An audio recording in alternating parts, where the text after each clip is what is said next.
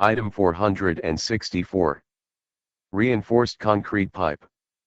1. Description. Furnish and install reinforced concrete pipe, materials for precast concrete pipe culverts, or precast concrete storm drain mains, laterals, stubs, and inlet leads. 2. Materials. 2.1 Fabrication.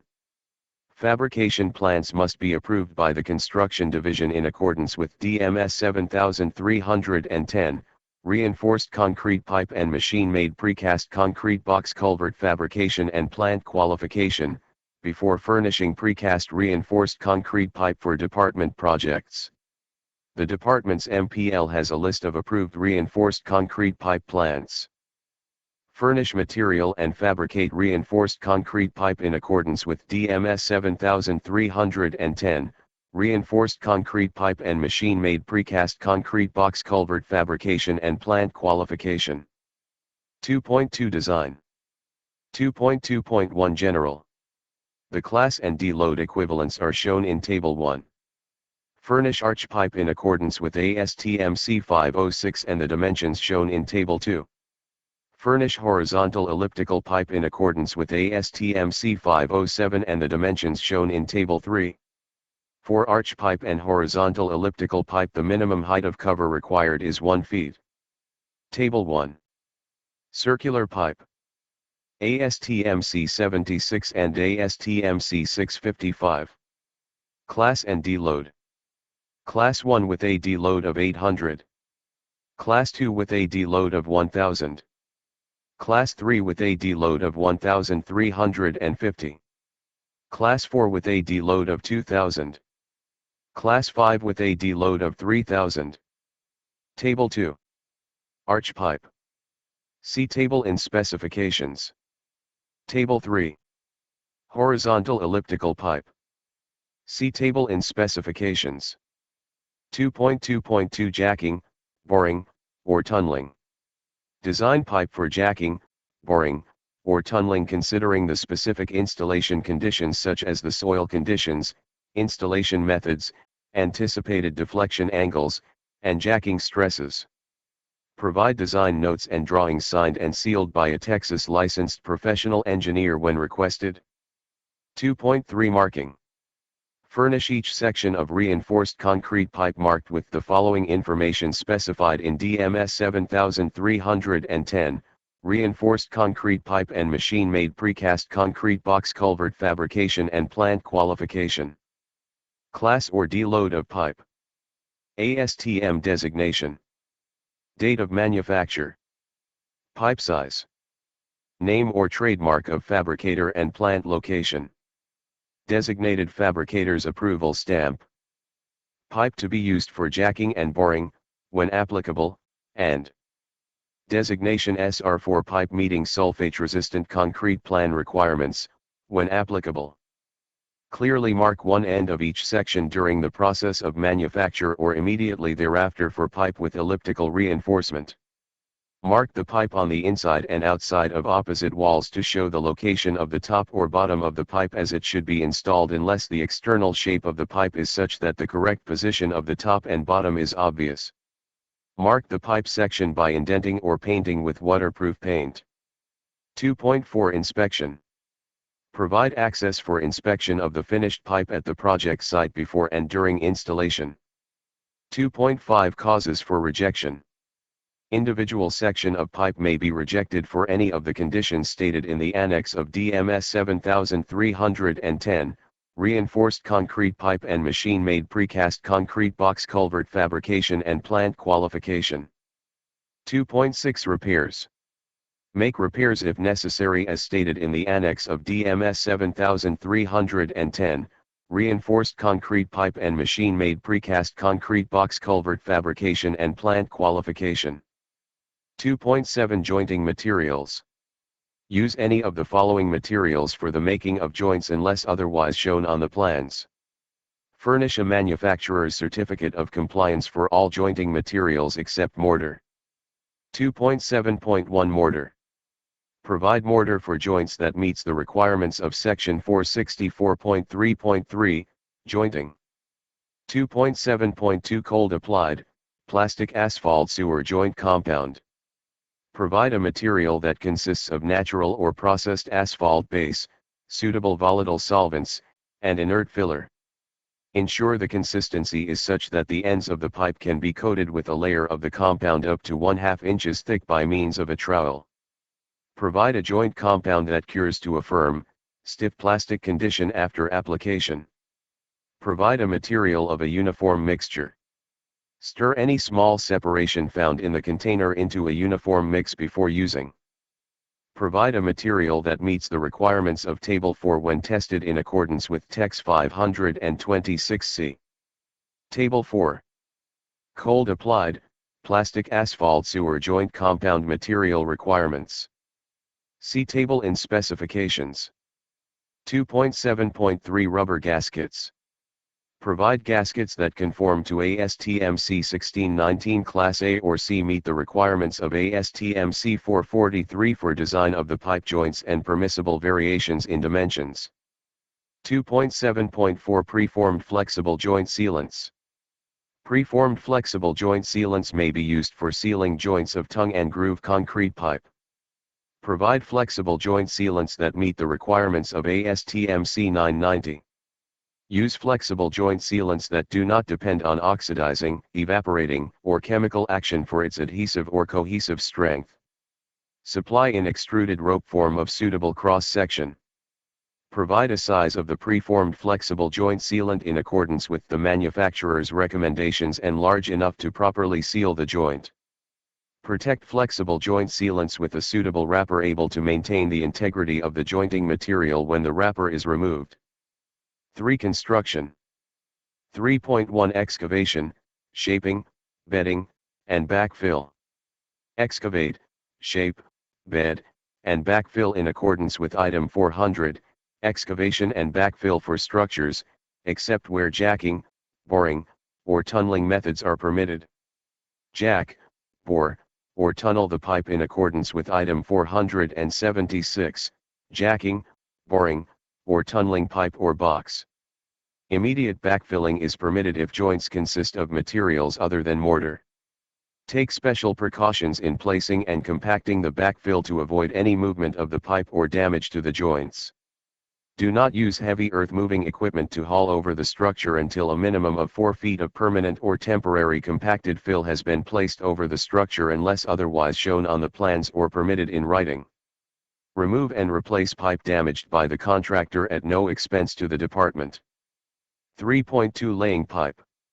Start the laying of pipe on the bedding at the outlet end with the spigot or tongue end pointing downstream, and proceed toward the inlet end with the abutting sections properly matched, true to the established lines and grades unless otherwise authorized. Fit, match, and lay the pipe to form a smooth, uniform conduit. Cut cross trenches in the foundation to allow the barrel of the pipe to rest firmly upon the bedding where bell and spigot pipe is used. Cut cross trenches no more than 2 inches larger than the bell ends of the pipe. Lower sections of pipe into the trench without damaging the pipe or disturbing the bedding and the sides of the trench. Carefully clean the ends of the pipe before the pipe is placed. Prevent the earth or bedding material from entering the pipe as it is laid. Lay the pipe in the trench, when elliptical pipe with circular reinforcing or circular pipe with elliptical reinforcing is used, so the markings for the top or bottom are not more than 5 degrees from the vertical plane through the longitudinal axis of the pipe. Remove and relay, without extra compensation, pipe that is not in alignment or shows excessive settlement after laying. Lay multiple lines of reinforced concrete pipe with the center lines of the individual barrels parallel. Use the clear distances between outer surfaces of adjacent pipes shown in Table 5 unless otherwise shown on the plans. Use the equivalent diameter from Table 2 or Table 3 for arch pipe or horizontal elliptical pipe to determine the clear distance requirement in Table 5. Table 5. Minimum clear distance between pipes. Equivalent diameter and min clear distance. Pipe with an equivalent diameter of 18 inches has a minimum clear distance of 9 inches. Pipe with an equivalent diameter of 24 inches has a minimum clear distance of 11 inches. Pipe with an equivalent diameter of 30 inches has a minimum clear distance of 1 feet 1 inches. Pipe with an equivalent diameter of 36 inches has a minimum clear distance of 1 feet 3 inches. Pipe with an equivalent diameter of 42 inches has a minimum clear distance of 1 feet 5 inches. Pipe with an equivalent diameter of 48 inches has a minimum clear distance of 1 feet 7 inches. Pipe with an equivalent diameter of 54 inches has a minimum clear distance of 1 feet 11 inches. Pipe with an equivalent diameter of 60 to 84 inches has a minimum clear distance of 2 feet. 3.3 Jointing. Make available an appropriate rolling device similar to an automobile mechanic's creeper for conveyance through small size pipe structures. 3.3.1 Joints sealed with hydraulic cement mortar. Use Type S mortar meeting the requirements of ASTM C270. Clean and wet the pipe ends before making the joint. Plaster the lower half of the bell or groove and the upper half of the tongue or spigot with mortar. Pack mortar into the joint from both inside and outside the pipe after the pipes are tightly jointed. Finish the inside smooth and flush with adjacent joints of pipe. Form a bead of semicircular cross-section over tongue and groove joints outside the pipe, extending at least 1 inch on each side of the joint. Form the mortar for bell and spigot joints to a 45 degrees fillet between the outer edge of the bell and the spigot. Cure mortar joints by keeping the joints wet for at least 48 hours or until the backfill has been completed, whichever comes first. Place fill or backfill once the mortar jointing material has cured for at least 6 hours. Conduct jointing only when the atmospheric temperature is above 40 degrees Fahrenheit. Protect mortar joints against freezing by backfilling or other approved methods for at least 24 hours. Driveway culverts do not require mortar banding on the outside of the pipe. Furnish pipes, with approval, that are large enough for a person to enter with the groove between 1/2 inches and 3/4 inches longer than the tongue. Such pipe may be laid and backfilled without mortar joints. Clean the space on the interior of the pipe between the end of the tongue and the groove of all foreign material, thoroughly wet and fill with mortar around the entire circumference of the pipe, and finish flush after the backfilling has been completed. 3.3.2 Joints using cold applied, plastic asphalt sewer joint compound. Ensure both ends of the pipes are clean and dry. Trowel or otherwise place a 1/2 in. Thick layer of the compound in the groove end of the pipe covering at least 2/3 of the joint face around the entire circumference. Shove home the tongue end of the next pipe with enough pressure to make a tight joint. Remove any excess mastic projecting into the pipe after the joint is made. Backfill after the joint has been inspected and approved. 3.3.3 Joints using rubber gaskets. Make the joint assembly according to the recommendations of the gasket manufacturer. Make joints watertight when using rubber gaskets. Backfill after the joint has been inspected and approved. 3.3.4 Joints using preformed flexible joint sealants. Install preformed flexible joint sealants in accordance with the manufacturer's recommendations. Place the joint sealer so no dirt or other deleterious materials come in contact with the joint sealing material. Pull or push home the pipe with enough force to properly seal the joint. Remove any joint material pushed out into the interior of the pipe that would tend to obstruct the flow. Store preformed flexible joint sealants in an area warmed naturally or artificially to above 70 degrees Fahrenheit in an approved manner when the atmospheric temperature is below 60 degrees Fahrenheit.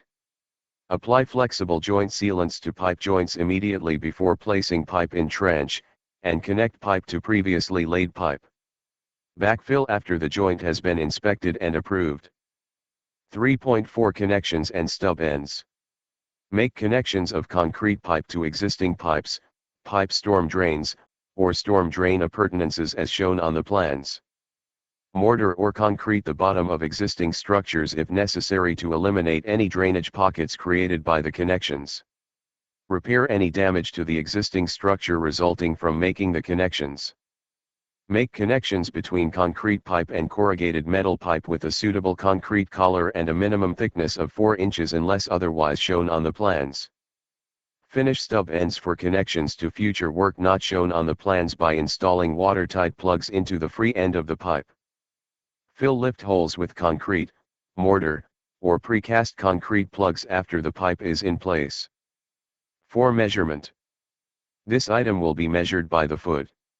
Measurement will be made between the ends of the pipe barrel along the flow line, not including safety end treatments.